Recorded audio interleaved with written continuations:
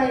യുദ്ധത്തെ ന്യായീകരിക്കുന്നവരോടൊരു ചോദ്യം: ഇത് കൊണ്ടാർക്കാണ് സമാധാനം?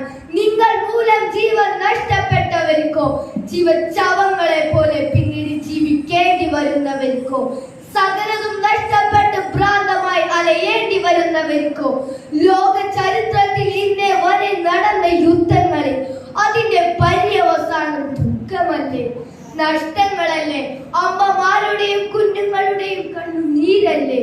യുദ്ധങ്ങൾ ലോകത്തിന് ഒരുപാട് വില നൽകേണ്ടി വന്നിട്ടുണ്ട്. മനുഷ്യർ ഇപ്പോഴും അതിന്റെ വില നൽകിക്കൊണ്ടേ ഇരിക്കുകയാണ്. ഹിരോഷിമയും നാഗസാക്കിയുമെല്ലാം അതിന്റെ ജീവിക്കുന്ന ഉദാഹരണങ്ങളാണ്. തന്റെ 100 മക്കളെയും കുടുംബബന്ധു മിത്രാദികളെയും നഷ്ടപ്പെട്ട ഖാന്ദാരിയുടെ വിലാപം ഇന്നും യുക്രൈനിലും റഷ്യയിലും പലസ്തീനിലും ഇസ്രായേലിലുമെല്ലാം മക്കളെയും സഹോദരന്മാരെയും